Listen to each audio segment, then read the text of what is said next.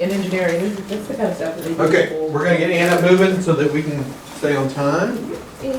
So this is a non-formal teaching. It's going to be a cooperative effort between the extension program and the FFA program for senior age 4-H members and high school ag students. And it's a day-long workshop on advocating for agriculture. And so we're going to pick up in the middle of the day. They've had some background about what advocating means and why it's important, that kind of stuff. So I may ask you some background questions just to get a good answer out, and then we'll pick up with our lesson. Well, guys, I hope you had a great time this morning with Miss Reynolds as she was talking to you a little bit about why advocating for agriculture is so important and what advocating for agriculture really means. So what are a couple things that you learned from her this morning about the importance of advocating for agriculture? Yes, Bree? The agriculture industry is more of a reactive instead of a proactive industry in terms of communication. Okay, and so we want to be able to react when we need to, but we want to try and circumvent some of that by being proactive and getting our story out there. Great. And hopefully after this training that you're experiencing today, you're going to be able to be a little bit more proactive in advocating for agriculture. Why else is it important that we advocate for agriculture? Jen? As I'm eating my lunch, I really like food, so I think it's important that we have good food sources and we understand where our food is coming from and also support farmers. Excellent. Have any of you been in a situation where you've felt the need to really stand up and speak on behalf of agriculture? Heather, you want to tell me a little bit about that experience? Anytime I walk by a Chipotle, I get really upset because a lot of the information for like how they're selling their food is non-GMO, antibiotic free, and on the grass. And I just don't really like it. And I feel like I want to tell all those people. Okay. Well, I had a really similar experience. A couple years ago, I was just perusing my Facebook, and on my news feed, a girl that I had gone to school with, we graduated. I hadn't seen her in probably 10 years since we graduated at that point. But we had gone through elementary school through high school together, had posted some information on Facebook, and I got really emotional. Like you said, it brought out a lot of emotions. And I'm not really a confrontational person, but I felt like I needed to speak up to some of the points that she was making and make sure she was aware of the reasons behind some of the concerns she expressed on the Facebook page. So right now I want to show you what this Facebook post looks like. Of course, I've changed names here except for my own. But I want you to take a minute to look at this Facebook post and the comments that are with it and think about what are some of the emotions that come up, what are some of the things that stick out to you as items that maybe we as agriculturists could take the opportunity to address.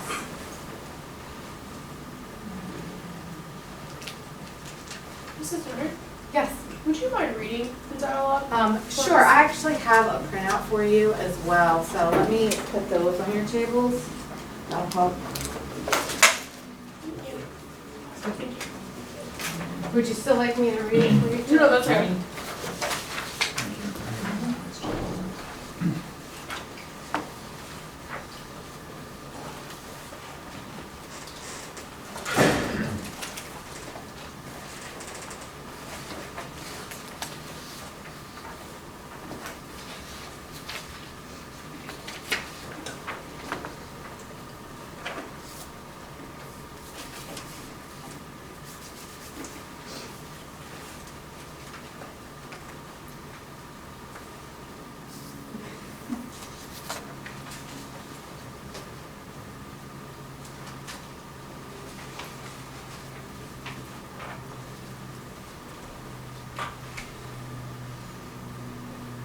So at your table, I put a pretty blank piece of paper, and I want you to think about how would you respond to this? What would your immediate comment be based on the emotion, based upon your knowledge of agriculture, based upon your views of agriculture?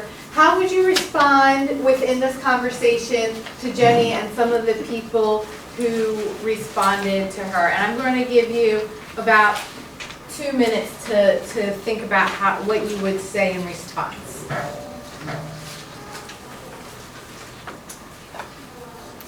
Are we going with the assumption that we would respond to it? Yeah, just what would be your immediate response right off the bat?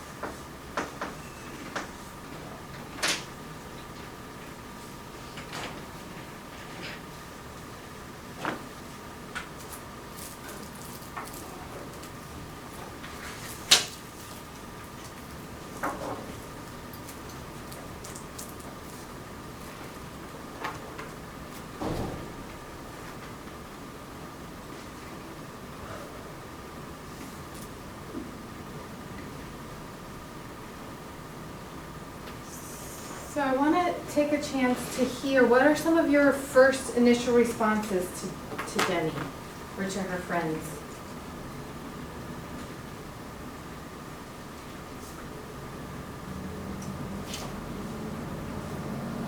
Jen? Still kind of formulating my response to Neuro, but I started by saying that, like, Jenny, that I appreciate your concerns for chickens and for animals in general. I think that's really important. However, I think it's also important that we gather all relevant information before we form an opinion. So, we can ask questions like, how far were they traveling, and also consider the farmer and his way of making a living. So maybe it was a short distance and things we don't know. Okay, so you took a very calm approach. Did anybody feel like they had a more emotional approach to their response? Don't want high schoolers, teenagers. So like my gut reaction was more of an emotional response, like you don't know all the facts, you don't know what you're talking about, which is why I wouldn't like reply to it right away. Okay. I'm high school, so I'm upset, and and it made me mad that she doesn't understand the poultry industry.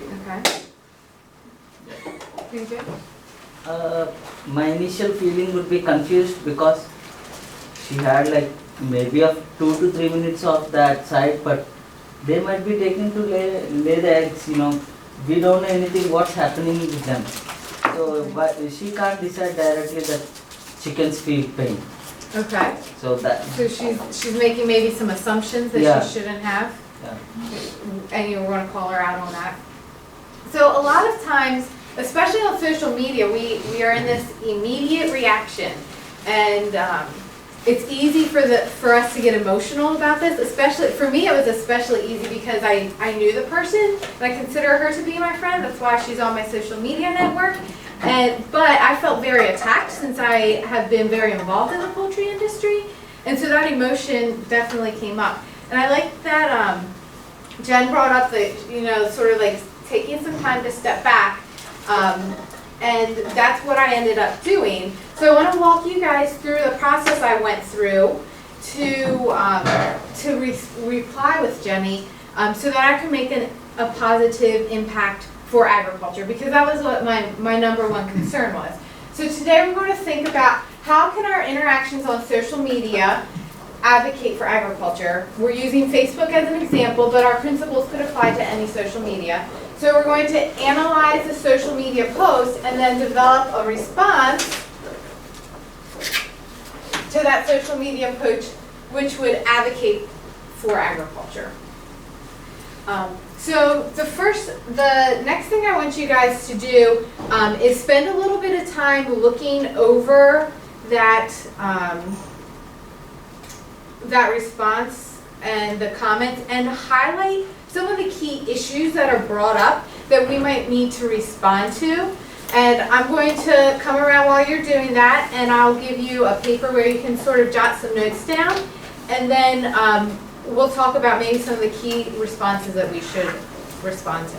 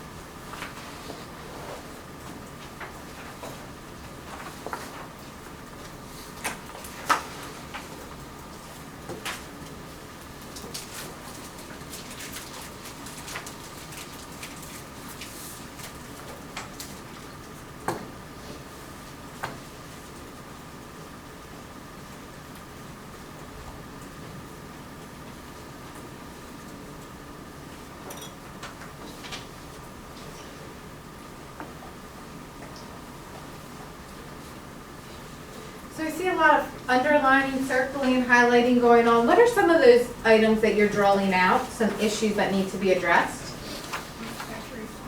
Factory farms, the concept of factory farms. What else?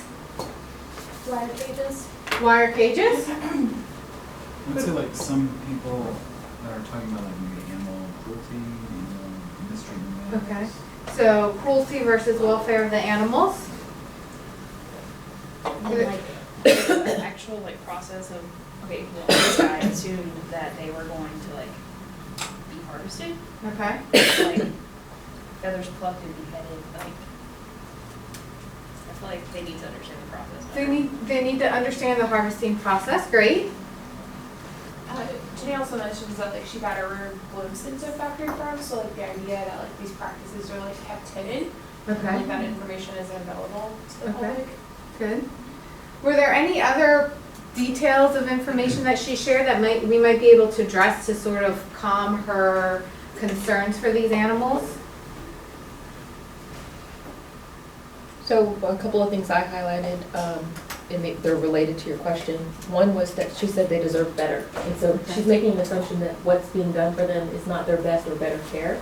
Okay. And that I'd want to take a look at the fact that they're in those wire cages, that wire cages may be better for them than for them to be enclosed Okay. if they're traveling down the highway. So sort of the welfare and what is the best treatment of them. How many of you have experience with raising animals or being in agricultural production at all? Any of you? Okay. And how many of you don't have any experience with that, with animal production? Okay. And for those of you who have had experience, have you had specific experience with chickens or poultry? Any of you? Okay. A little bit maybe, classes. Okay, so you've had some classes on it. In general, when we're taking care of animals, what are we keeping in mind when we're taking care of the animals? The safety of the animal. The safety of the animal? Uh-huh. Does the health of the animal? Does comfort of the animal factor in? Definitely. Why are those things important to us? So trying to eliminate stress of the animals. Okay, and why do we want to eliminate stress of the animals? Better product. To have a better product, okay? And generally, if we're in agriculture, do we care about the animals? Yeah, yeah. And even if we don't, they make us money, right? So if we care about our paycheck, we need to make sure we're getting the best product. So I think you guys have brought up a lot of good points. What I want to do right now is give you a little time to do some research and respond to get some information to help you respond intelligently and factually instead of completely emotionally to the response. So you can use your cell phones, your laptops, your iPads, or if you want to use resources out of our library, we have a library next door and you're welcome to use those resources to research some items that might help you respond. So I'm going to give you about 5 minutes to do that research.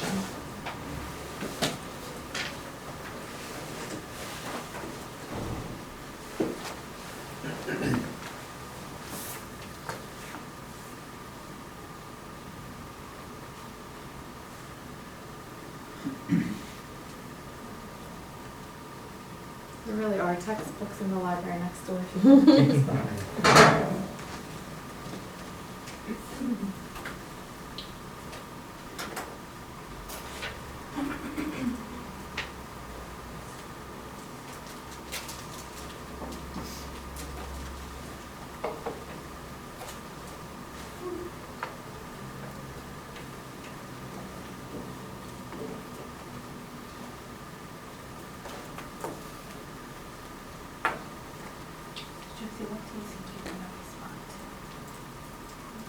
Three songs.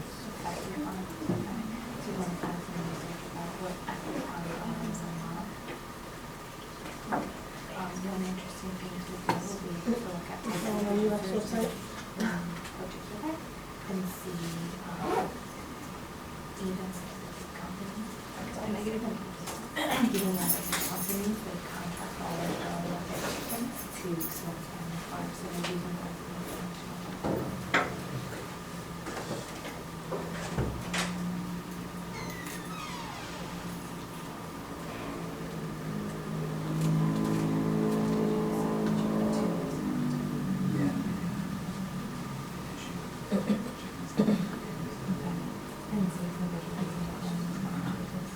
Do you have any questions about that?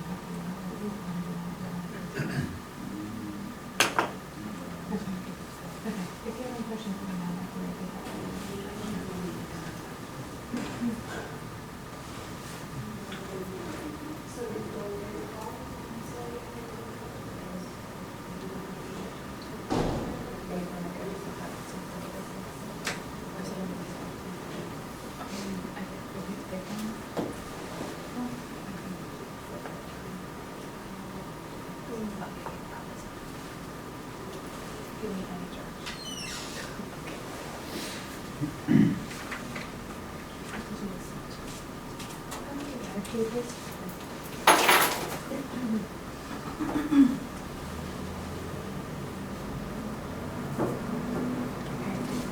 Okay, I'm looking at, because my intuition is those chickens want to be next to each other. That's a good And it's, I'm looking it up and it's saying that if it's cold, and because she's saying it's below 40, it's better that they're packed in tight because they keep each other warm. Okay. Also see if you can find a little bit about like how at night how what chickens actually do to protect themselves. Mhm. Because I think you'll find some connections there. Okay, thanks.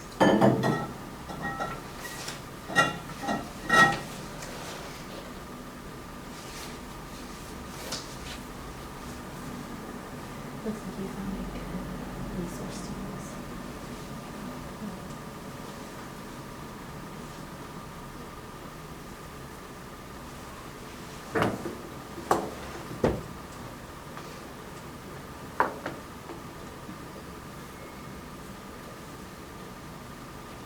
I think most of you have started to find some good information. So you'll find on the back of that sheet, there's space for you to start composing a new response to Jenny and her friends.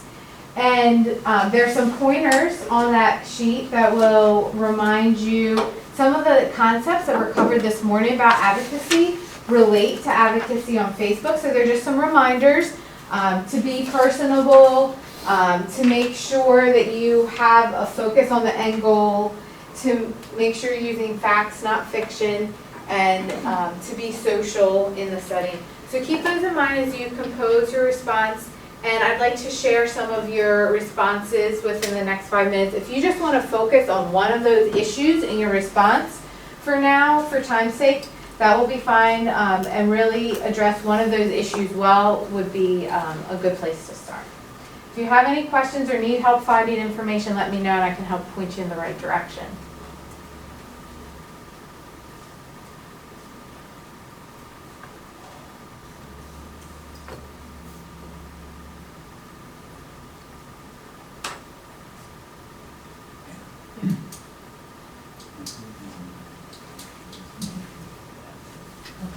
So you probably have shared these resources because it's addressing sometimes. So maybe for a resource that would be helpful for producers, maybe you in this publication or areas.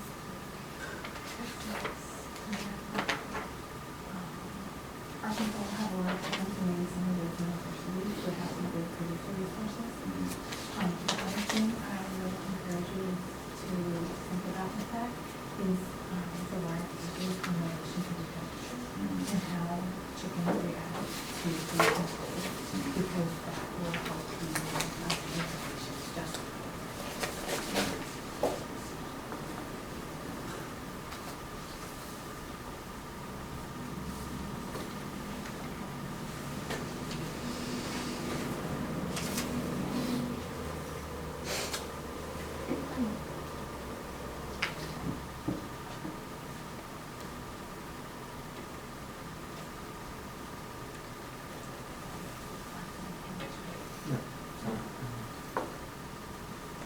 Do you have any questions?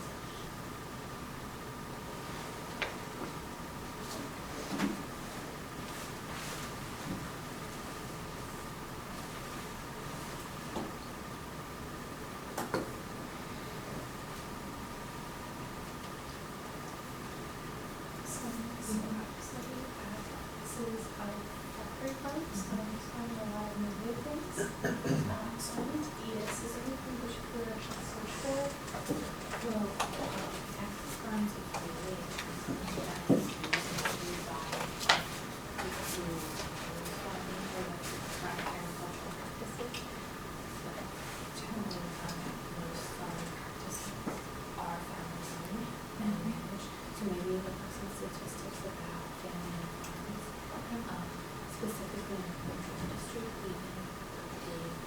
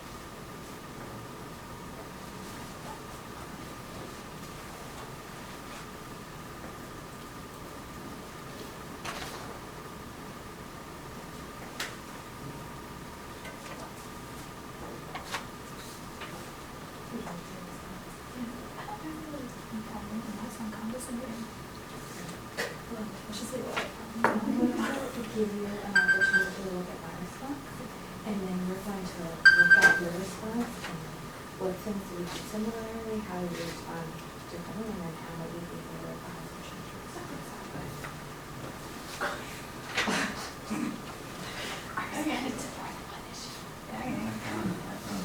I'm gonna give you my response, and you're gonna have the ability to compare your response and my response, and then at the back, there's some questions for you to compare those and think about how you might do things differently or how you do things differently.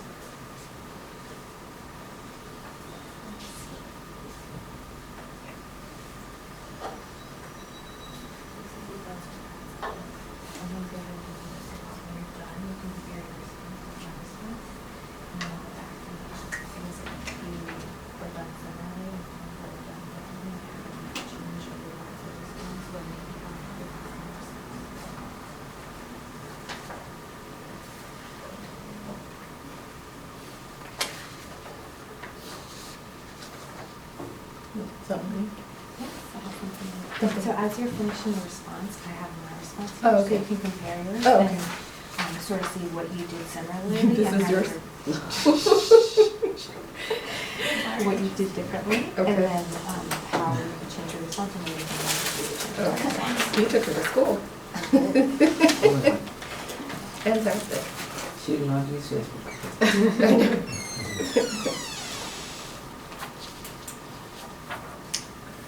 So as you're finishing up your responses, these are my response, so you can compare your response with my response and see what you can see how we are different.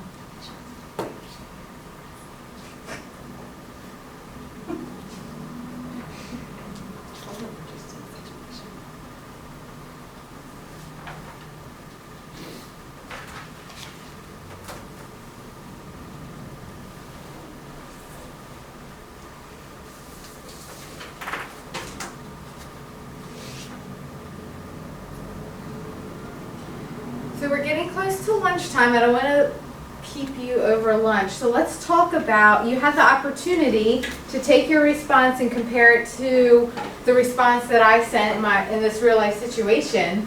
And look at what are some things that we did similarly, what are some things that we did differently, and what are ways that you could edit your response or that I could edit my response to maybe be a little bit more effective in advocating for agriculture. So what are some similarities that you found with our responses? Austin? They were based on research on the topics and not emotion. Okay, good.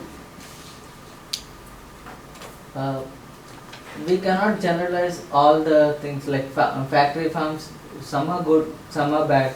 So minority are bad. It's not that each and every farm, factory farms who do the things of, I mean, like animal husbandry, so they're not bad. So we should not conclude that all the factory farms are bad. That's Okay, good. So avoid making generalizations to everybody.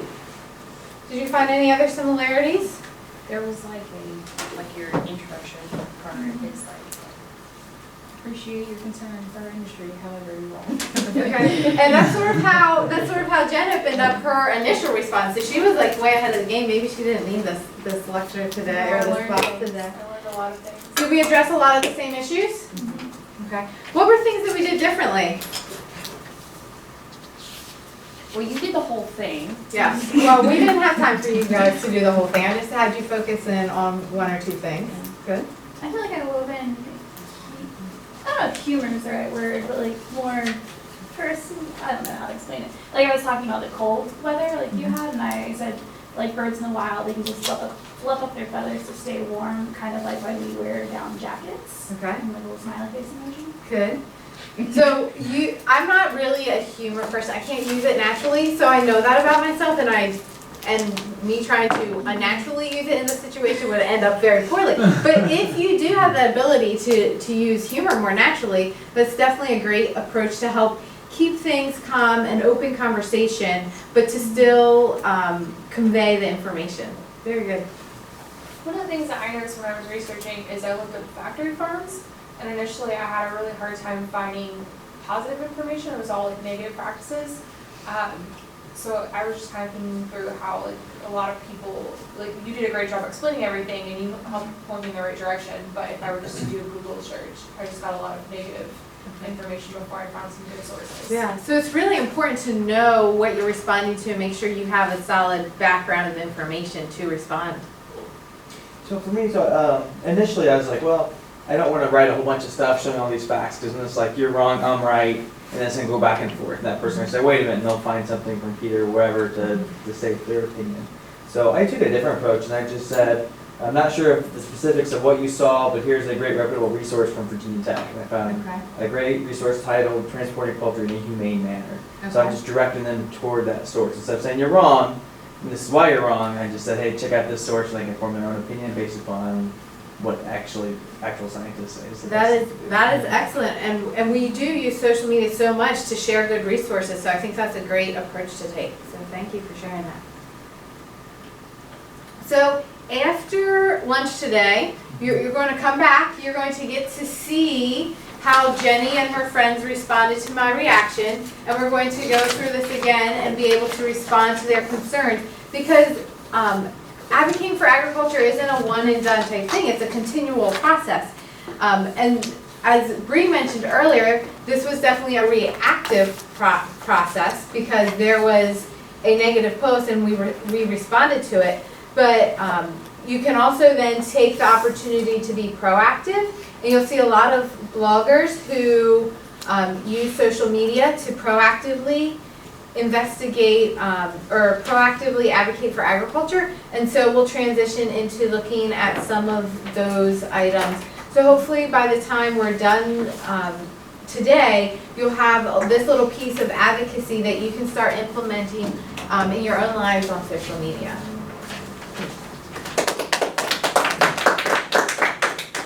So Anna, what did you like and what might you do different next time?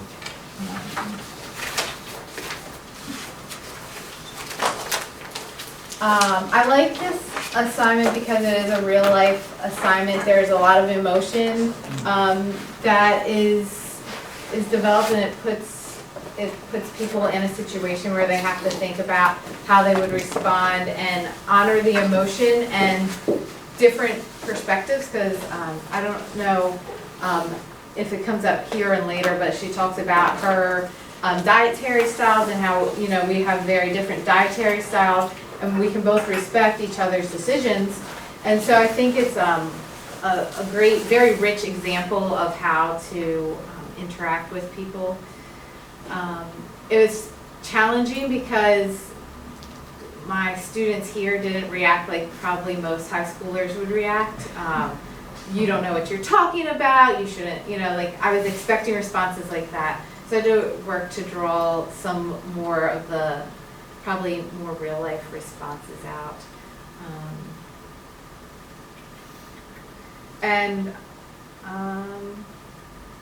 I think I would have spent a little less time at the beginning and a little more time at the end.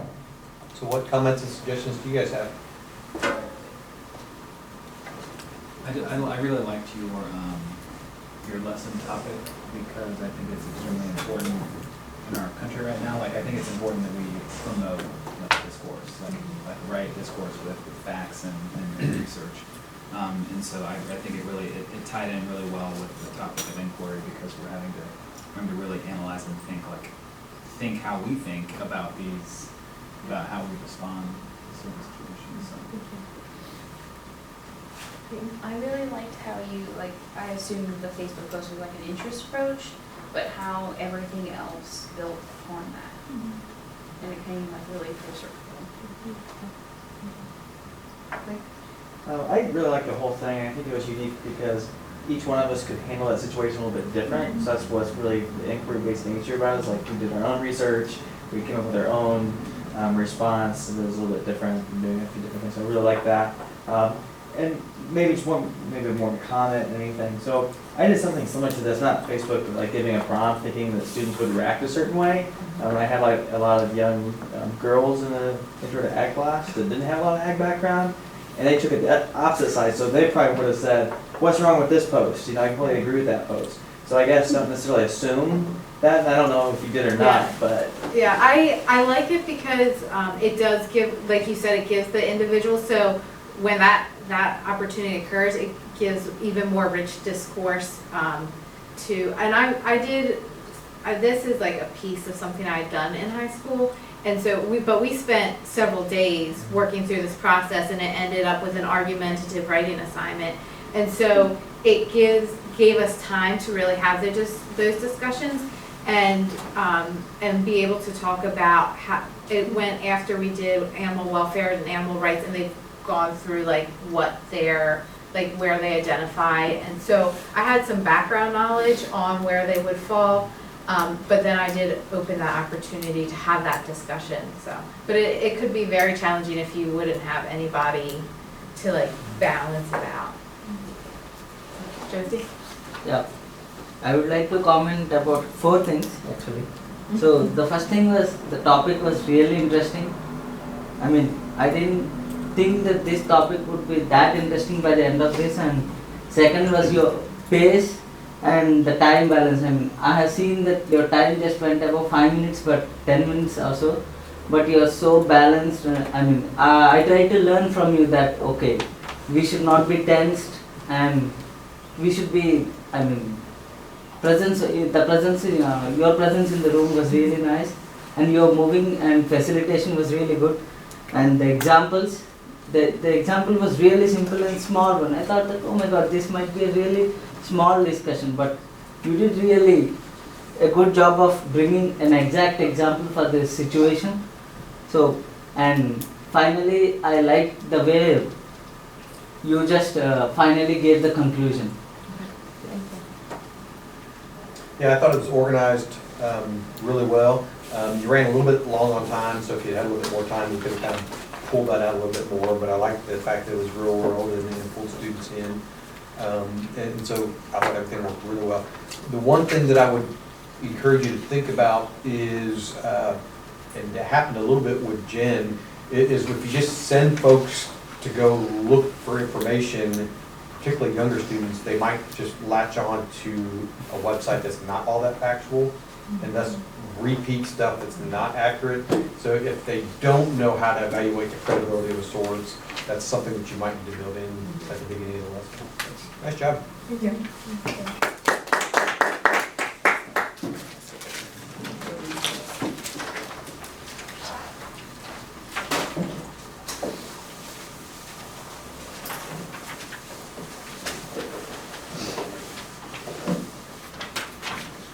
And a meeting at 1:40, so I'm gonna try real hard to keep this on time for everyone. Okay. I am also doing social media, so you get a lot of that today. We did not plan this together. So for today, this is a non-formal lesson education plan, and you are small farm owners, or you work with a commodity organization, and you've come to this extension day-long program to learn about communicating for your brand and for your organization. There's like multiple presenters throughout the day, and I'm one of the presenters on social media. Okay, so welcome everyone. My name is Taylor Ruth, and I'm going to be talking to you guys today about how you can use social media to really promote your brand. Now, Dr. Tellep was just up here, and he was talking about self-narration and how you can really connect with consumers by telling your story. And one of the ways you can do that is through social media, is what he mentioned. But we're going to go a little bit deeper into that today and talk about those best practices. Now, thinking about how you use social media as your organization, how have you been using it other than that self-narration that we talked about? What other ways can you use social media to promote your brand? The things that you produce, whether it be like articles or like fact sheets or whatever, you can disseminate it that way through your social media. Yeah, good. So you can promote, all this information that you're doing. If you've been doing research with your commodity organization lately, you can put that all on social media. How else might you use it? Jen? Promoting opportunities or connection points for your customers, your clients that interact with you. So you have special events or big touch points.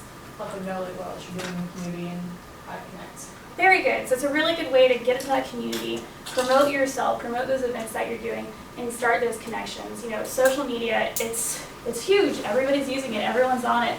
I looked it up while I was putting this presentation together. There's 1.5 billion people on Facebook.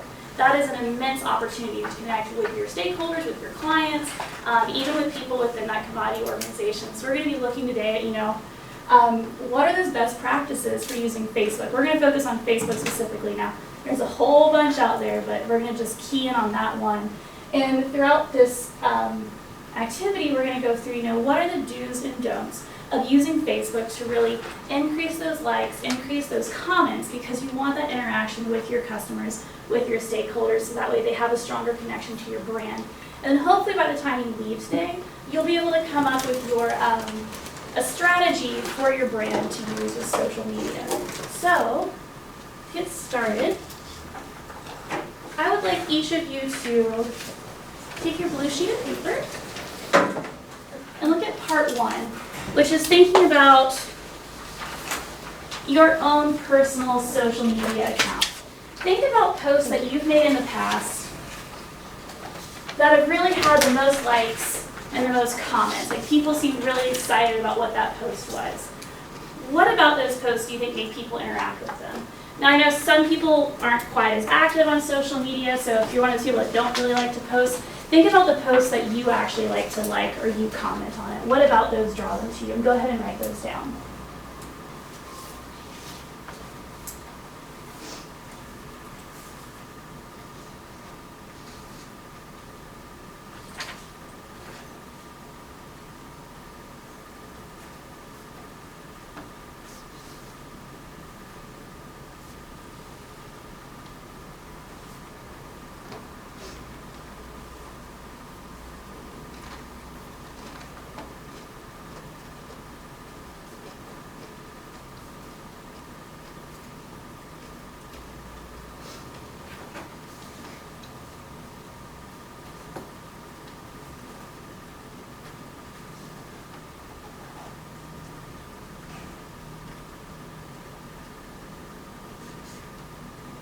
Give you a few more seconds to kind of finish up those last thoughts there.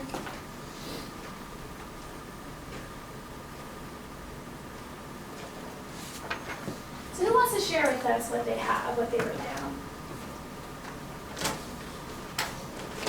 Yeah, Austin. So I just noticed, I don't really do this anymore, but I used to put hey, I just got accepted, or I just got this award, life announcements Yeah. would get a lot. Yeah. Even though now reflecting on that, it may not have been the best idea to just tell people this, Sure. But yeah, big events, big things that are happening, achievements. People like to see that. People like to like those, like to comment on that, congratulate you. They feel connected with your life when you make those. What else do we have? Anna? I said posts about families, emotional or positive posts. Yeah, so when you're talking more about your values and family, everybody has family, they can connect to that. And once again, it has that connection again. People feel connected, because that's why we are on social media, to have those different connections. Anything different? Yeah, Bree. On top of the positive post, any post with a baby animal on it, I'm probably gonna like. Yeah.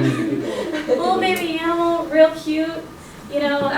Multi-species interactions, puppies and other livestock animals, love it. Just gotta love it. People like animals. They like to see things. They like those pictures too, which is something else. So we had Anna and Austin talk about the actual content, but Bree was talking about how her post might have photos as well.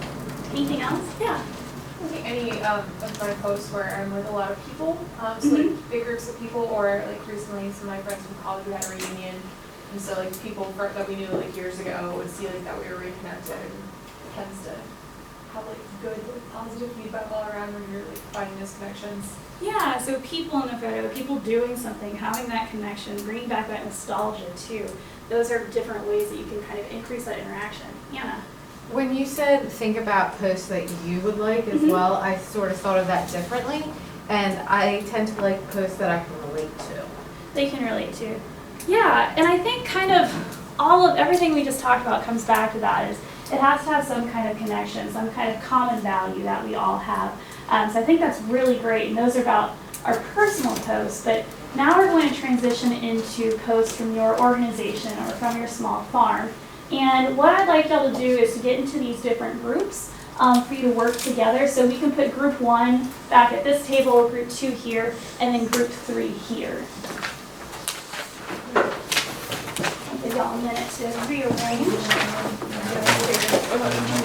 And bring your blue sheet of paper with you.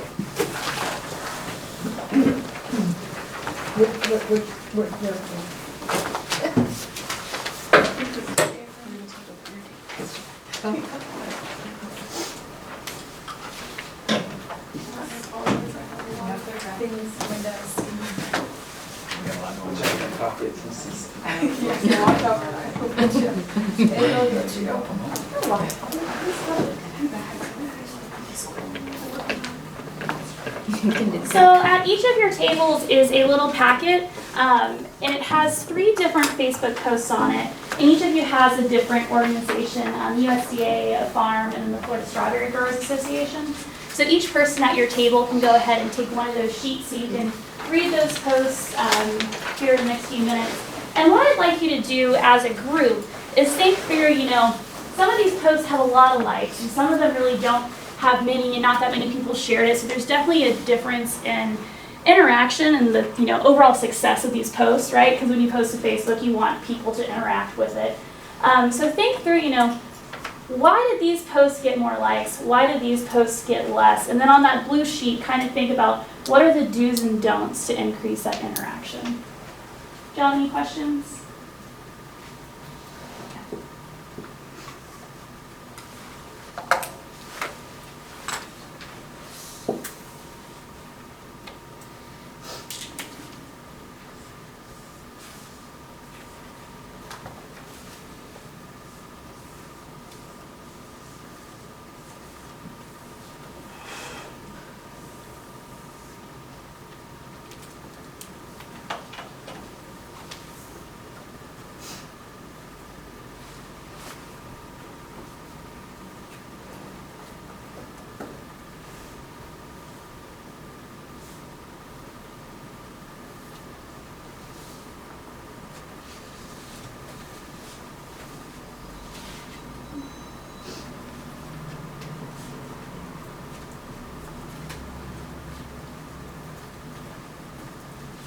And y'all can talk to one another too, if you like. Thank you.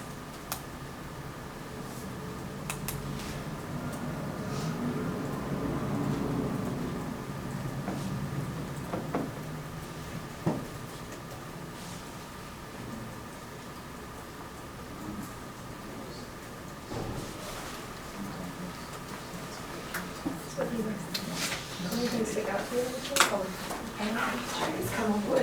Do's and don'ts. Okay, I think it's really analyzing there. Yeah. That's great. It's a live evening. Well, oh, you did the do's and don'ts, I didn't do that yet. She's just like offering some party. So it is some personal touch. Well, this is the one that had the most This likes, and I one assumed because is it only was about the a video, sample. they didn't have to read. Anybody would like to make a party rather than being Just just easy. basically sample. But that's what everybody's going for these days, it's easy. Number 2, like the one that had the next most likes was this one. This interest And only I few people assume because that it's because most it of has the something to do with the people's people children. who are They friends like on this, farm, I mean, who go like this, school type thing. they are But related it's to really the concerned with their agriculture children and their community, so children's they know well-being. mostly But I about would this assume product, but why this guy that says had many here, likes. and this The one with the lowest amount not of many likes didn't really people, like, so not many likes. it's like So appeal to that's the their- reason this got the highest. they're just renovating a theater.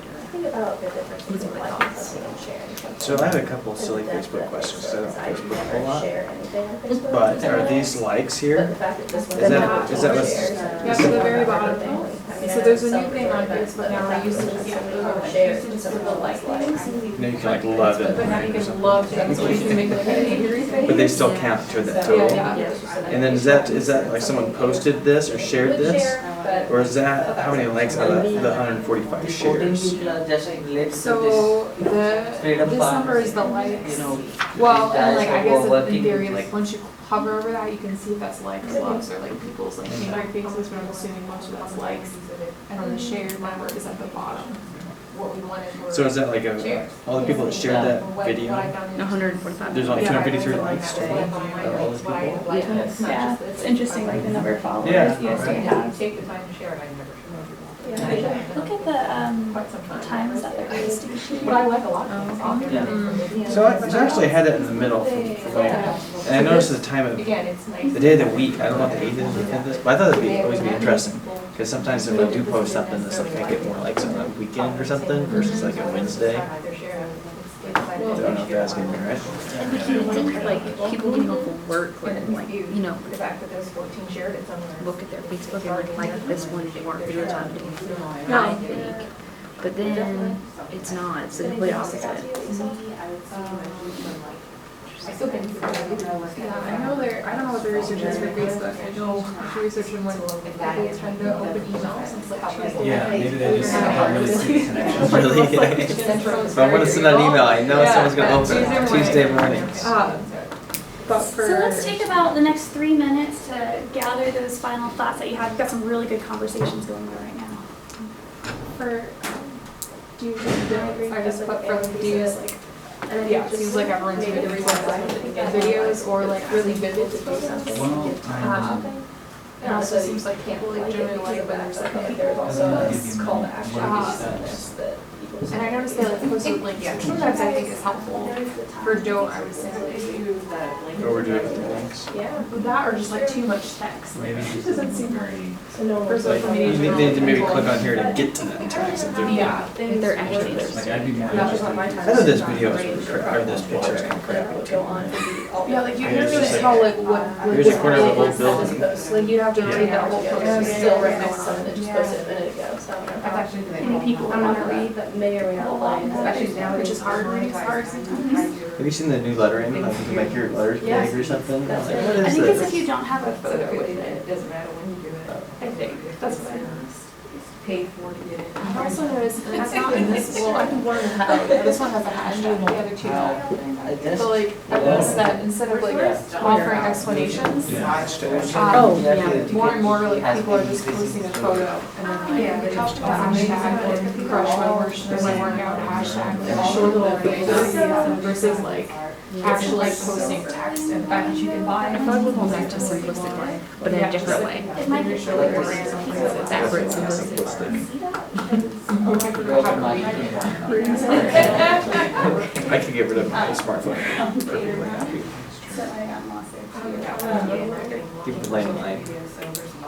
I get in trouble a lot for not responding to Like, text. I mean, everything else is- Gets mad at you, it gets mad at me. I'm like, 1.5 billion. I'm not like super attached to it. I like sometimes that you're like, Stage. I would do, like, you would make me, I would, look at him, I do this all the time, I have a lot of friends. But like that thinking want- of response. Every time I'm on Facebook. So are y'all about- They're out there, oh, like, you know, every little thing about it. I mean, the biggest. well, you'll also like interested Yeah, I know. in that have platforms that might work. So I think it's funny that you don't. So we are going to come together and discuss what we saw with all these different posts because each table, like I said, had a different organization. We're going to come up with a collective list up here of what to do and not to do when we're making these posts on Facebook to try to drive that engagement. So who had our Freedom Farms? This group back here. So obviously this is a little smaller, but you can kind of get a gist of what they're talking about with those pictures back there. Based off of those posts that you saw, what did you think you should be doing with your social media? So just a quick overview. The first page was talking about a tasting event they had at their farm. The second post was a picture celebrating, I guess, one of the women that are a central piece on this farm, and it was her birthday. And the last piece was talking about Brussels sprouts and harvesting best management practices and things like that. We thought some things that were interesting to know. You did mention time, and for me, I don't really know a lot about Facebook, but I know that like chronological order is not really a thing on my time feed. Like I have things from 18 hours ago and things that people post just now.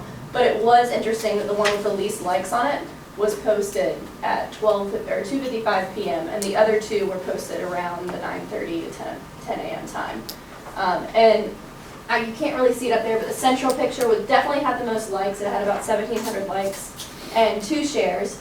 But what Miko and I were talking about is that the picture on your farthest right that talked about some of the best management practices and had an article on how to harvest Brussels sprouts and things like that, only had 370 likes, but 14 people shared it. So there's this whole extra piece and layer of potential likes and potential reach that you might have gotten with that post as opposed to the one in the center. And then the one on the left that only had 50 likes, we kind of talked about how there was a definite call to action, like you should come here between 12 and 5. And for me, if I don't think that I'm going to go there, I can't engage in that. I'm not probably as likely to like it. So maybe as far as a don't, I don't know, because I like that whole piece as well. It's just more of a localized approach. I mean, if you're talking about the 50,000 followers that they have, I doubt all 50,000 live in that area. So I don't. Okay, so what would your like key do's and don'ts be then from what you just said? You could summarize that. The definite, the personal touch of life events, so celebrations that we talked about earlier. So celebrations. Okay. And then the posting of educational articles. Education. Anything else? And being time conscious on maybe posting at the same time every day if people are expecting you to post things. Very good. And did you have any don'ts? Do you guys have any don'ts that really stuck out?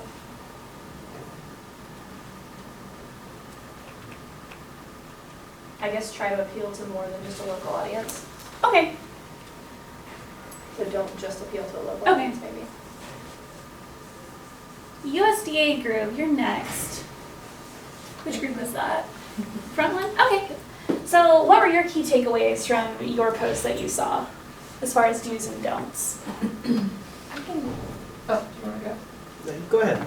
Can start us off. So we had 2 posts about kind of longer posts and then 1 video. And so the video got a lot of likes. So for our D's, we talked about how people seem to really like videos, or if they are photos, like if they're really like vivid photos. Okay. We also talked about in the post with the video, there's a very like short tagline that had a hashtag, and that got shared a lot versus the other 2 had a lot of text and got less shares. So we put for a don't too much text because it seems like people don't really want to read a ton to like figure out what's going on. Very good. Yeah, and once again, those pictures are in the back, and we can take a look at those a little bit later in depth. And then our last group, the Florida Strawberry Growers Association. They're so much prettier in color. I know. These would be in colors if I had a color printer. Okay, so we looked at these 3 different posts. The baby post was the second most liked and shared with like 280 likes and 13 shares. And then the middle post had a 676 emotions and 104 shares. And the last one was 22 likes and 2 shares.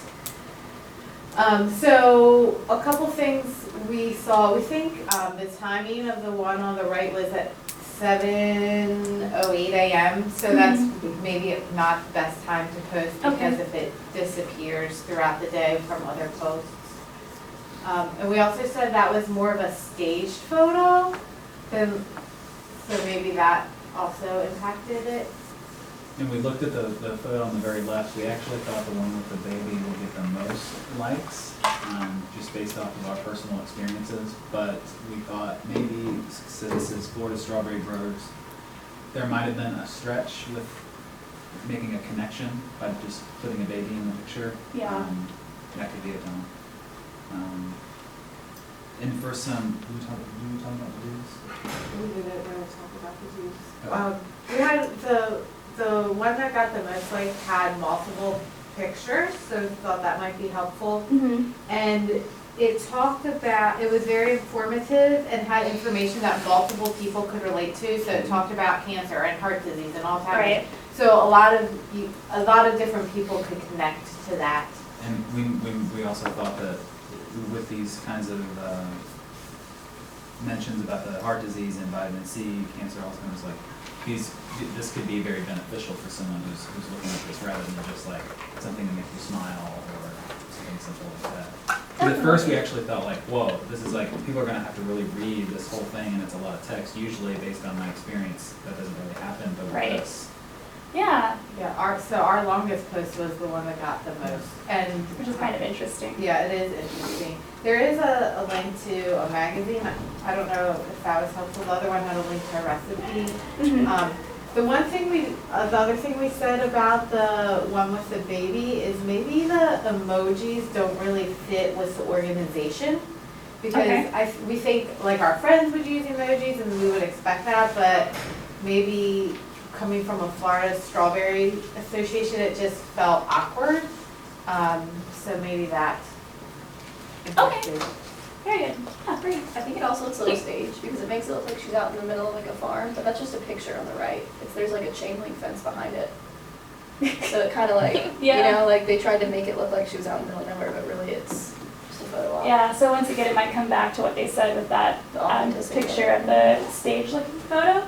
So I think y'all have come up with just a fantastic list of do's and don'ts for your social media strategy, for your business or for your organization. So thinking about like what we talked about with our personal posts, these celebrations, these achievements that we're doing, that's a really great way to bring people in. If you're trying to educate them about what you've been doing with your research or with how your product can benefit them, kind of like how the Strawberry Growers Association were doing as well.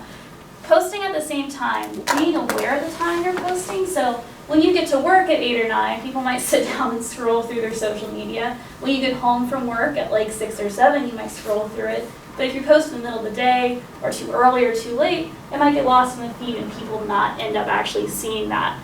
Something that came up, I think, with almost all of y'all was posting videos or pictures with it.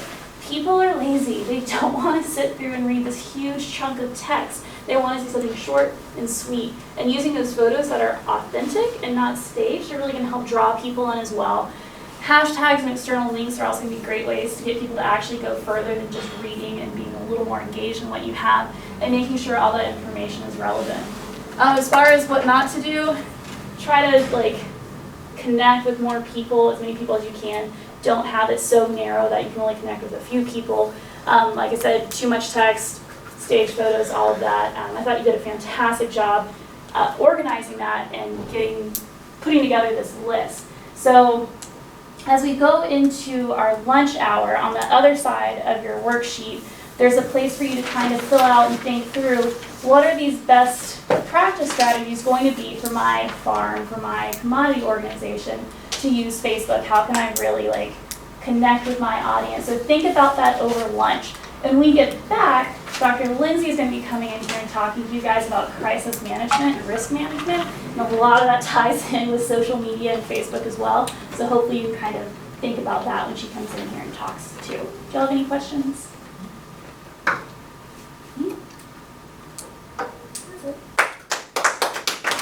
So, just trying to. So what did you like and what would you do different next time? I successfully rode on the board and doing a race as I went, which was like real stressful for me because I'm left-handed. So I like that. I thought y'all came up with some really good things. I really did for what y'all were doing with the social media posts. I wish I'd had a colored printer so that way you could have actually seen the colors in the posts and see what those images look like. It's like what Anna said, you know, oh, they look so much prettier up there, and they do. And then you probably have an easier time seeing like the tags and the hashtags within there. But I was pretty happy with how that went overall. Okay, so what comments or suggestions would you guys offer? I really like that you gave us like this like realistic piece, like very real things, and had us like analyze it and why do we think like they got the most likes, like the analyzing part of it. I also like too how you had 3 different examples for every table. I think it was really neat to see what other groups come up with a different example. I thought it just led to better discussion. Thanks. I think you do a really good job of building off of our responses and our answers. You do a really good job of actively listening to what we're saying. Appreciate that. I don't know who, Jen, I told earlier today, like, my brain is actively going and I want to continue to probe. And so I have these questions that I want to continue to study, like, why did this not work? Why was that not working? It would be, I know time's sake, you probably don't have to, but to be able to look at some Facebook analytics with it would be a really cool, so if you do this with more time, I don't know if you get more time when you're doing this for your thing. I think it'd be like an hour. Looking at analytics, it'd be even really cooler if you could get analytics from the Strawberry Growers or whoever, that would be. I think I can get it from Strawberries too.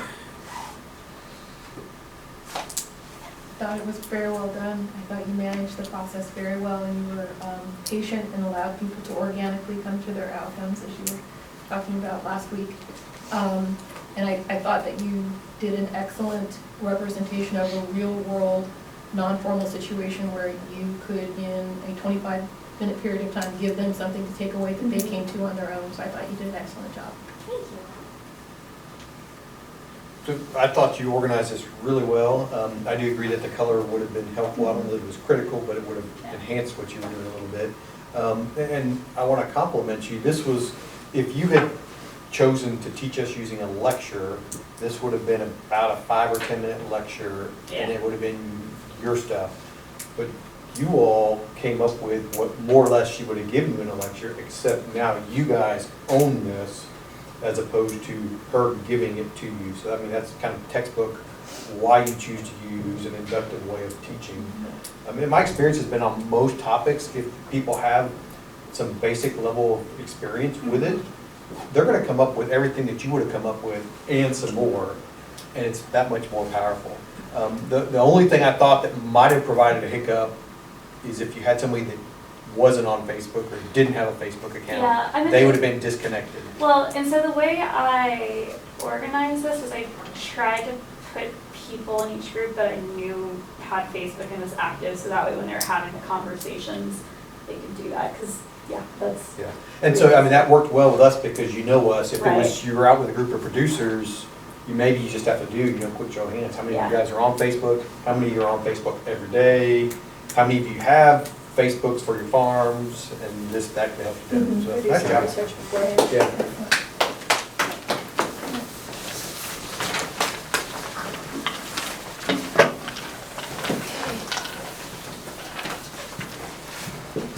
So again, if you guys have to bug out, we understand. If you don't have to bug out, Austin says, please stay. Please stay. Please I'll don't make it do worth 40 your minutes. while, I promise. Smoothies? Is that what I hear, smoothies? Herbal power. That's the bribe, that's the And going. you have not given me else plan yet, have you? Yeah, it's over. I just want to make sure you hadn't, I hadn't like stuff in my stuff somewhere and lost it.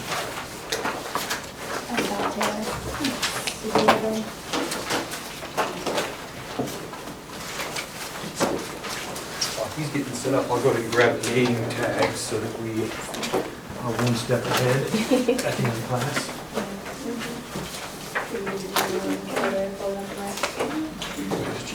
Is that meeting on else? I didn't want you very much, but if you want to say more.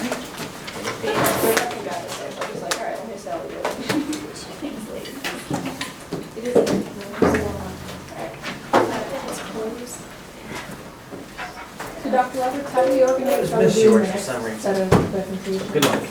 We'll do another sign-up list, and it's, your next presentation is, After Thanksgiving. It's after Thanksgiving. it's after break. Oh crap, we won't. Yeah, so we're not. I will do an email exchange with a sign-up list and on Canvas. Okay. It totally escaped my mind. No, We no, don't it's need to okay. get into it after Christmas. I was thinking of it because I've been doing my reflection, and I wanted to know, is it the same process that you do a reflection after the final one also? Yes. And all And you that? just email that to me. Is it like our final? That's your final. It's Final. yeah, Okay. it's your choice. You pick whatever Yeah. method or combination of methods that you want to use. And what is our time on that? Because we've seen different ones, it said 30 minutes, 30 to 40. 30 to 40 Like minutes, that. but since it's over you said the second date was if needed, we obviously will need it. We obviously will need it. So I don't, and it's just for planning purposes to know which Yeah, day you're going on. we better stick closer to the 25, maybe Yeah. 25 to 30 minutes. So if you can put it in the, Yeah, I'll do that. And then I've got to get it arranged too. I'm actually going to be out of town for the second one Oh, are to you? get someone to come in and facilitate. And I'll evaluate based on the video. oh, okay, PJ, would you mind joining again over and over? thanks, Dr. Roberts. Thanks for keeping me honest. No, no, no. I totally No, hadn't realized that we don't Well, need to. why it was, because I've been doing these reflections, and it's been really powerful for me to reflect afterwards. It's Yeah. challenging, but it's good, and I was thinking ahead to that, and when I would need to be turning those in, and it depends on the date that I get for the, Yeah. Okay, so you all are, we are in an international setting. You are a collection of members of the local community where I'm visiting, been asking for effective training on servant leadership. So I'm the expert, and this is the last of the training segments. So good afternoon, everyone. Glad you could finally make it to the last session. So today we will be talking about what does servant leadership look like. Okay? So why are we studying this leadership style? Why are we here? Basically to understand that this is we've learned about how servant leadership is a very complicated, long process. It's used over a period of time. But these are examples of people who've actually implemented this practice and have been successful in doing so. So we'll start by this quote. I'll read it to you since it's kind of hard to. You treat a disease, you win, you lose. You treat a person, I'll guarantee you'll win. How do you think that quote relates to servant leadership? As long as you're a servant, like, in some capacity, you're doing a good thing, but it's never seen as negative. Okay, what do you mean by saying servant? Like, what does that mean to you? Serving others. Serving others, helping others? Mhm. Okay. What else? Yes, Bree. So as a leader, if you're just trying to treat the outcome, then you might win or lose. But if you're actively looking at your followership group and trying to bring out the best assets of each person, then no matter what, you're going to win. Right, because you're basically treating them not as much as a cog in the machine, but a piece of the larger puzzle. That they're essential to the operation of your organization. Very good. What else? Anna? I think that when you are interacting with people and they know that you're caring about them and pouring into them in some way, it just builds a different type of relationship where they're more willing to work and more willing to go the extra mile and put forth the effort.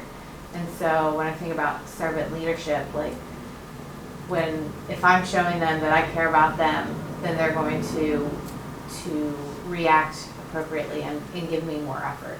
Very good. I totally agree with that. And something you said really makes me think about the essence of servant leadership, which is relationship building. And doing that effectively really creates a positive culture for your followers in your organization. Were you going to say something? I was just gonna add one thing, because we've been talking about what this type of approach does for the follower or the person that you're talking about treating, but when I read that, I thought, he's saying you'll win. You, as the person who's doing the treating either of the disease or the person, you'll win when you focus on people. So it's when you focus on the relationship, when you focus on the fundamental human piece, you're gonna get something out of this. So I think it's looking back again at what's in it for the leader and the best kind of process. Definitely. You kind of losing yourself in the process is very empowering. And I totally agree. Very good. All right, so our essential question for today is, how can we understand the practice of servant leadership better by looking at real-life examples? And our objectives, we kind of are going to review briefly the concept of servant leadership. We're going to analyze some case studies, and then we're going to talk about some questions that you're going to answer to go along with those real-life case studies. So just to review, servant leadership is leadership beginning with the natural feeling to serve. So this is kind of like a paradigm shift for most leadership styles where it's very hierarchical.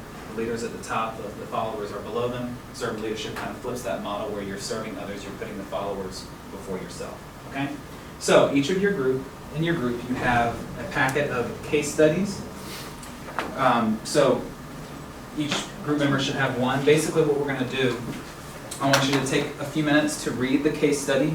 These people have proven themselves in their capacity to display characteristics of servant leadership. So you're going to read the case study, and then there's going to be some kind of probing questions that go along with it. So after you read the case study, with your group, you're going to discuss the questions, and then we're going to kind of go around the room and discuss how servant leadership applies to these different situations. I have a variety of fields. We have health over here, we have education over here, and then we have business for you guys. So if you want to take a few minutes and go ahead and do that, and I'll walk around the room if you have any questions.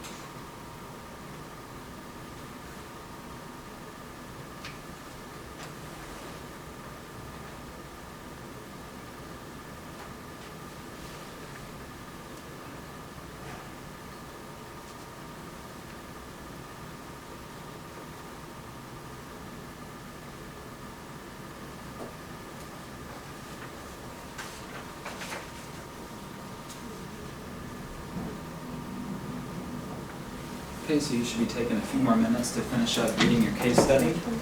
Once you're done reading, take a look at the probing questions. Some of the case studies will require you to look at the servant leadership model that I've put on the back. Others, you can go off of the text, and I've also provided you with a handout that says 11 themes of servant leadership as kind of a tool to use to review from our last meeting. So as you're going through these questions, keep in mind that you're going to be reporting to the rest of the class what your case study covered, what the questions, and what the questions are that you answered, okay?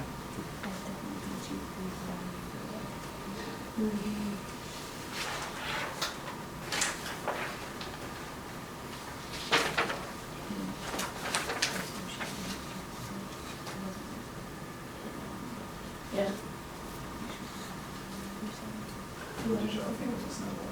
She's quite the noble lady. She was quite noble, she kind of did that for a reason.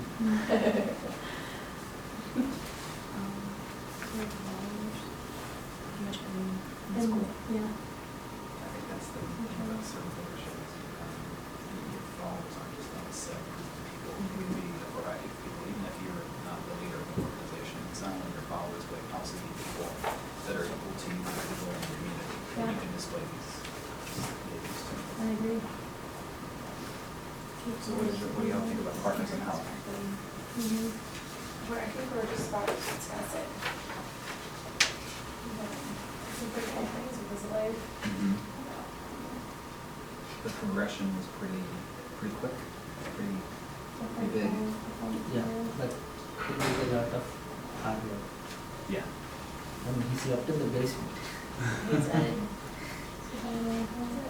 mean, he's such a great doctor, studying Duke, Harvard.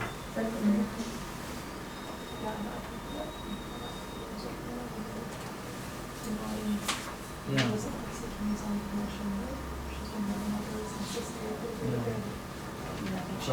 First he was interested. So what do you all think about American Airlines? And Or then not American Airlines, Southwest. I think it's good. It's my favorite airline company, so. I've Oh, never is flown it? on- I've Yeah. never flown on Southwest before, but I keep hearing really good things. I don't like Southwest. Got a couple of other planes. I know it is. I mean, well, it's usually short haul stuff and, I mean, but it's just, I like comfort when I'm flying. Yeah. And Southwest is sort of, I mean, you get there and you get there on time and that kind of stuff. Yeah, I don't always I mean, like the the best humor example is and all that kind of stuff. So Okay, so okay. it's just, And you know, that's something that's important to think about with his servant leadership is personal, sometimes most when of we the display these year behaviors, he used to work and in we're trying to help, serve, and add some humor, it's kind of a turn off sometimes. to some people, yeah. So for me, it depends, again, this is the type of product where I really appreciate that if that were, like, when I sent my son to fly to see his dad, and yeah, I put him on Southwest, it was great for him, the stewardesses took care of him, door to door. He liked the humor. For me, when I'm traveling, I want decorum, I want formal stewards and stewardesses. Yeah, I want my comfort, I don't want the little crummy bag peanuts and soda. You can even not do that. So the point is really what you want it for, you want to get that. And I think for those that, what matters to their customers, they make sure that that comes across. And so what matters to me as a customer of other airlines, or what matters to me when I send my son on, I know what I'm getting. And it's the same type of thing. What I was just describing, when my son was really small, he would fly along to see his dad, and I was fine with him going to Southwest because they're the ones that would actually come out, and, you know, and like take him from me, and I'd hug him and they'd take him in hand, and, you know, so it's that kind of attention to the individual that I think is really good. Like I wouldn't put him on the same airline I flew. At all. I was also at the same maybe question a little bit too. Yeah. Always just like Yeah. That left his personal life and work, and that is explained in all this. My brain's sort of fried, but I Because you did the just gave us last some He follows to question. serve. I answered the last question And first, over because time, I so when was he able to like tie the experiences from here, so like the flight attendant was following the performance of the higher ups, they are not, and then organizational performance was this 35 years, and frequent flyers increasing, so it's just Yeah, societal impact is the one I just described, but I know I can put my most loved person on the planet on Southwest and they're taking care of that's me. fine, yeah. I think yeah, that's, he's committed to the others. I was just gonna go to the next one. well, I was just gonna say, like, I think that's one thing that, it goes back to the relationship building part. It's one thing to be like, do a good, And then I started with number one, I said the no hierarchies, and I didn't know if, thing, that building relationships with like. maybe that goes with like community building, would probably be one of the, And you're having emotional intelligence with younger Yeah. people at the school, with students and with. So creating, yeah, not having a hierarchy Yeah. creates value for the community and everybody has an equal opportunity, the egalitarian culture. and the conceptualization, I wish I would be another one. What? Yeah, he went to Peru She was definitely very empowering. And Just from the way she there, was we just went to like, Africa. the kids, others. She didn't And later again he She was Right. cool with it because she just accepted returned. everybody. Right, she viewed everybody with an equal lens. Yeah. And then creating our Boston. They're serving their employees. And maybe Yeah. peace of These mind, are the too, same like you places. said, peace of mind. Mhm. I think they Work remember those for extensively. Just like, just their meeting needs. What role did She just, that high school community, She loved it. Yes. Setting a meeting. She got the assist childhood was perfect when compared to So they're her. serving her internal and external candidates. Last question. Okay, so, what do you think is like the most important leadership characteristic that, Really? that Paul had? Like a letter What do you grade. think is like a big need with partners in health? Do you think the golden rule is always a part of certain You leadership? think? Loaded question. Yeah. I don't think so. Like shooting and blindfolding because most of the qualities he had with him, like stewardship. Is it always your persuasion, color? understanding, and That street empathy. other says she wants to treat. Yeah, I think it is. Yeah. Because How do you not have empathy and want to go to some of these impoverished places around the world? because he thought that his childhood was perfect.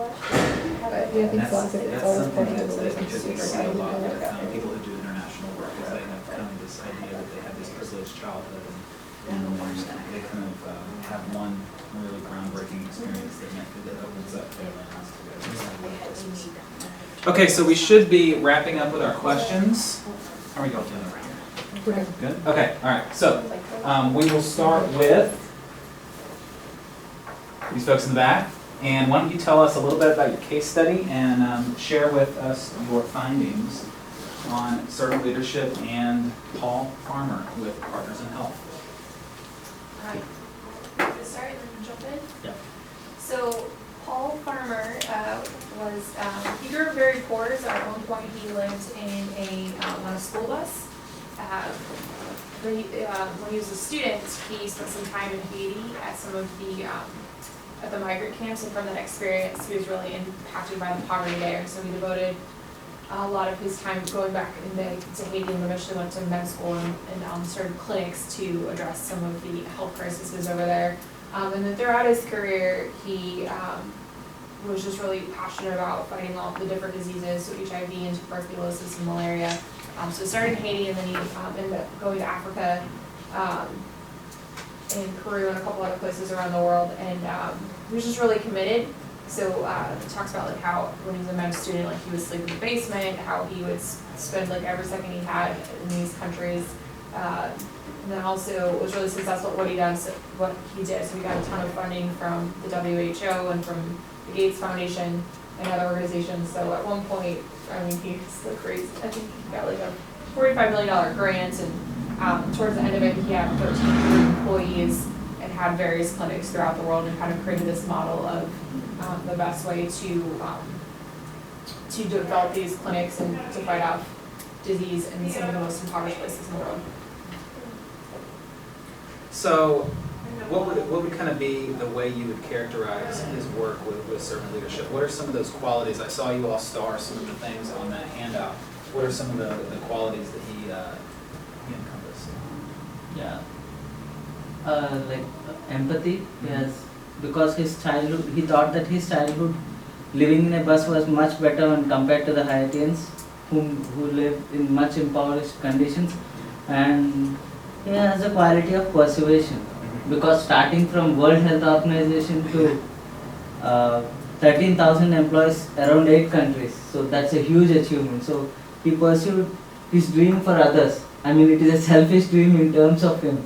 He wanted to serve others. So, and stewardship, everybody was following him, and that organization is still growing on. So these are like, and a community builder. He builds a big community from basement to this international thing. He started off very small, and I think the one thing that's a really good characteristic of servant leadership, like you said, the persuasion. It's not like they are telling this generic message, like they are telling their story to people of what their passion is. and they're able to carefully craft that message. He went from 3 employees to 13,000, getting grants for the Bill and Melinda Gates Foundation. So you have to be really passionate and really have a story to connect with what you're doing. So very good. All right, let's go over to Ms. Noble. So why don't you tell us a little bit about the case of everybody remembering who Ms. Noble was and some of the characteristics that she displayed with servant leadership. Okay, Ms. Nobles explaining it, I want you to think about somebody in this department that Ms. Noble might be. So Miss Noble has been working at this specific high school for about 30 years now. And throughout the case study, it's pretty much known that like anytime like the parents or the teachers or the students need anything, that is like their point of contact, because she's just such a wealth of knowledge about the whole entire school. She's been there for so long, and that she invests her time in knowing the school and every aspect of it. She's also known for like almost taking on a guidance counselor's role for the students when they're wanting to apply for colleges. She knows like all the rules and regulations and what they need, so she's willing to help them in that aspect as well. When the teachers are not really happy about some of the changes that the principal made, she was the first person that they went to like express their concerns, and she didn't really like take a side either way. She was just there to comfort them. And then what I thought was really cool is in 2010, the class of 1989 had its 25-year reunion, and most of the memories they shared were about Miss Noble. So she played a really large impact on a lot of their lives. And I think she did this really creating a value for like that community as a school. So we would go into like. Why don't we just to save time? Why don't you just give me a couple examples of tying the servant leadership behaviors to a couple things that she did. I heard one of them that was really good about the different people coming to her. Yeah. What do you think that could be an example of?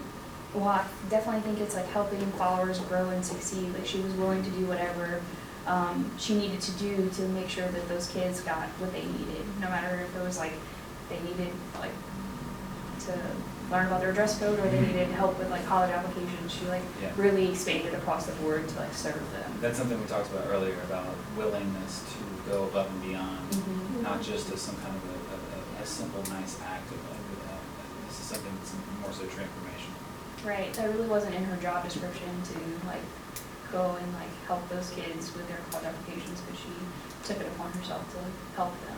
So. And as a result, that was reflected in the outcomes, because the follower performance and growth completely increased by those that were touched by her and went to college and things like that, and then came back and shared these awesome stories at this, the 25-year reunion. And then also the societal impact of those that just say like she is the essence of this particular high school. That was a quote that they put inside this case study. So. Yeah, she left a lasting impact, not only in the community that she was in, but in society, because now you have all these people that have grown up and they remember the impact that she made on that school. Excellent job. So our last group we have Southwest Airlines. Can you tell us a little bit about their model? The case study started with a story about a flight that had been delayed multiple times, and then they were going to stop just to pick up passengers, like nobody was allowed to get off the flight. And a concerned mother said, like, could she get off and get food for her son, because if not, there was going to be a total meltdown because of so much time had been expanded and the food that she had brought he'd eaten. And the flight attendant said that she had to advise that she stayed on the plane, but that she, the flight attendant, could get off and get something because the plane wouldn't leave without her, and what could she get for the son, and then ended up getting for multiple children on that plane. So they talked about how the actions of that flight attendant really embodied the golden rule, which the company has sort of taken on and adopted as a motto for their company. And then from the start, how Herb and Colleen have worked to build that understanding of the company and really have avoided hierarchical management and whatnot. So what is the golden rule according to Southwest? Do you remember what it was? Do for others as you would want done for you. And so how do you think that relates to servant leadership? Well, the one question was, do you think that, what role does it play in servant leadership? Mhm. And do you think that it's always a part of servant leadership? Yeah. And we think it really helps with building relationship, definitely showing empathy. And that does it always belong? It's sort of like a question. And we think yes, it does, because we can't think of a time where you wouldn't, as a servant leader, you wouldn't want to treat others. I mean, I'm sure there's times where, like, when it comes to down to it, like, you Yeah. have to do what you have to do in some cases, but if you're always keeping that in mind, you're going to be making the decisions that are best. Yeah, so it's definitely something that is encompassed within servant leadership, that it's very paramount to them. Excellent. So what do you think is kind of the common theme of all of these case studies?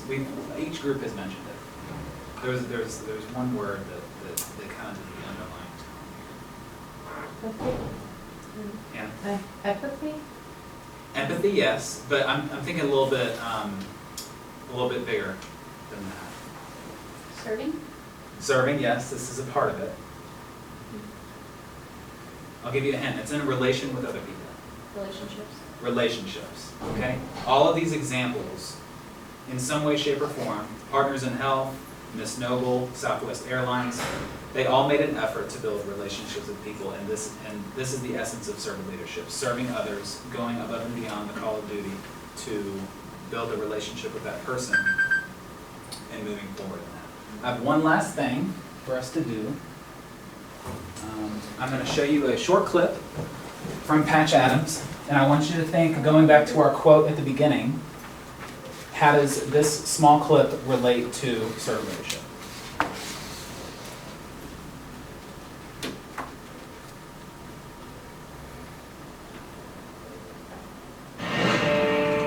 Not the ad. Barrels, look around. Here we have a juvenile onset diabetic with poor circulation and diabetic neuropathy. As you can see, these are diabetic ulcers with lymphedema and evidence of gangrene. Question? Any osteomyelitis? None apparent, although not definitive. Treatment? To stabilize the blood sugar, consider antibiotics, possibly amputation.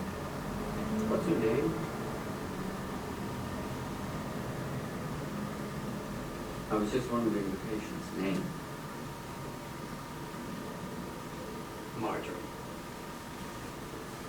Oh, Marjorie. Yes, thank you. Let's move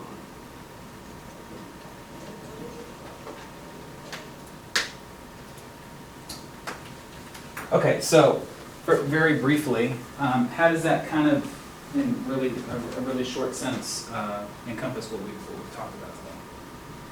Like he was more concerned with what her name was rather than what was wrong with her. Exactly. He was more concerned about her as a person rather than her as like a number as a patient in the hospital. Excellent job. So to wrap up, I don't know why I walked over here with my clicker. What we've talked about today, we've reviewed the concept of servant leadership. We've analyzed case studies looking at what servant leadership looks like in a practical sense in different industries. And we've discussed findings of how servant leadership was applied in these specific situations. So next time, we will be talking about a new set of leadership topic, and it's how we get to servant leadership in the first place, which is the concept of humility. So that's what we'll be doing next time. So Austin, what did you like and what might you do different next time? I wanted to take this in a different direction. I was trying so hard to find case studies of bad examples of leaders, and then my original plan was to like use a tool to measure them with servant leadership, but I just wasn't able to find a whole lot of stuff. So then I thought maybe it'd be a good idea if we saw practical examples and then use some kind of probing inquiry questions to tie in servant leadership with that. So I don't know if it really accomplished what I wanted it to accomplish. So what comments or suggestions would you guys offer? That was very creative. I've not seen anything done to extend servant leadership into case study examples. And I thought that was a very thoughtful, a really well-organized way of approaching it. And again, you have to kind of take a leap of faith that it's going to work out. But I appreciate the way you committed to it and you went all in, and that you sort of guided us through some reflection, but you made sure that we were pulling out of it what you wanted us to pull out in a way that wasn't prescriptive. You were still sort of trying to draw it out with questions. I thought it was very well done. Very unique, very creative. You're really pushing, especially adding humility at the end. You're way on the leading edge of this whole servant leadership concept. Very well done. In regards to your handout, I really appreciated the visual at the bottom and answering your questions. For me, it was easy to picture how all the pieces fit into the puzzle of basically describing this woman. And so that was very helpful. I like that piece. Yeah, I love the case, at least our case study I think was really great, and how you formed the questions particular, like we didn't all have the same questions on our sheet. They were tied to our case study, and I think they were so well formulated. And I love the video clip at the end because I think it really, like, it's so brief, but it has such a powerful message. And I've never watched that movie, so now I have to go watch it. Oh my gosh. I love Robin Williams. You're gonna cry. In a good way though. Oh, okay. I really like how you like came and like talked to each one of us like individually as a group and like discussed the case study with us like as a group as well. I would say my one piece of suggestion was you had to start reading the case studies, and then in the middle you're like, when you finish up this and that, I was like really struggling because I wasn't finished and I was trying to read, but I was trying to listen to what I was supposed to do. Yeah, I should have said all that at the beginning. Yeah, that would have been my one. It's, I love the way that you set it up. I love that you started with the picture and the quote, you ended with the video. That was a nice way to kind of draw some connections. Great facilitation throughout. One thing that you might think about to make this even a little bit more inductive than it was would be, so you, in essence, you gave us the definition of servant leadership, and you had us use that to analyze what was in the cases. You could have flipped that a little bit and let us read the cases and come up with the characteristics of the people that were in the cases, and then said, okay, these are examples of servant leaders. Now let's take that and create the definition. So just kind of twisting it. Yeah. But I mean, this was a great way to reinforce the concepts, and I love using case studies. Nice job. Thank you, everybody. And be looking on email and Canvas for the sign up for the next presentation. I'll get that out probably tomorrow.